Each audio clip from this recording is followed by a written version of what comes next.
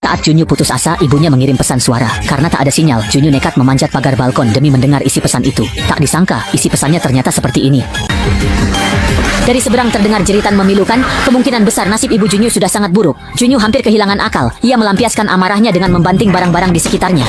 Namun, semua itu sama sekali tidak cukup untuk melampiaskan amarahnya. Ia ingin membalas dendam pada para zombie itu. Setelah membuka pintu, ia langsung menghantam kepala salah satu zombie dengan keras. Ia sengaja membuat suara di lorong, berharap semua zombie datang mencarinya.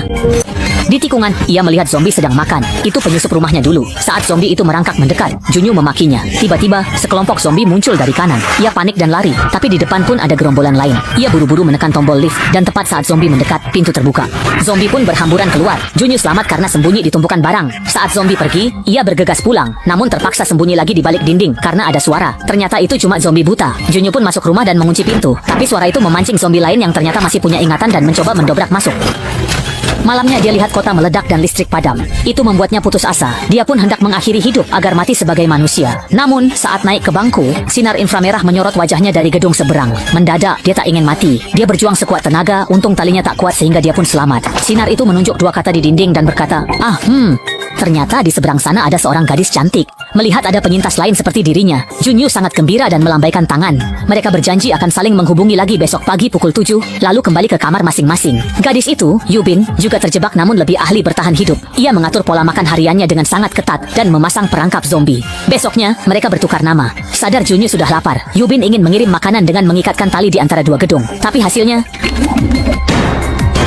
Junyu menggunakan drone miliknya untuk menarik tali pengirim makanan dari Yubin ke gedungnya. Saat hendak makan kenyang, ia sadar zombie pemadam kebakaran menemukan tali tersebut. Junyu memperingatkan Yubin. Namun zombie pemadam kebakaran tersebut menarik talinya hingga Yubin terbentur meja dan pingsan. Menakutkannya, zombie itu masih ingat cara memanjat dan mulai memanjat ke lantai atas. Junyu pun sadar bahwa situasinya kini menjadi semakin gawat.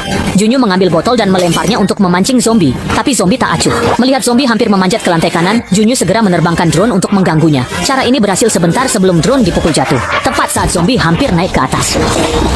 Untungnya Yubing bangun tepat waktu saat hujan deras turun. Mereka segera mengumpulkan wadah untuk menampung air. Sementara Yubing mengamati dengan teropong. Lantai 8 salah satu gedung tampak kosong. Persediaan makanan pun menipis. Untuk bertahan hidup, mereka harus mencari makan. Malamnya, supaya senyap, Junyu membalut kaki dengan handuk, membawa tongkat bisbol, lalu keluar. Di lorong, ia mengambil kunci dari jasad tetangga dan masuk ke rumahnya. Ia melihat seseorang terbaring di kamar, melempar sepatu ke arahnya, namun tidak ada reaksi. Ia menggeledah ruangan. Di kulkas yang berbau busuk, ia menemukan minuman kaleng layak konsumsi. Di kamar mayat, ia mendapat makanan kaleng dan 2 walkie-talkie. Saat hendak pergi, ia nekat melihat wajah mayat di ranjang. Tiba-tiba, zombie menerkam dari belakang. Junyu menjadikan mayat itu tameng guna menghindari gigitan. Ia lari sekencang mungkin kembali ke rumah, lalu melahap hasil buruannya. Makanan paling mengenyangkan baginya belakangan ini. Usai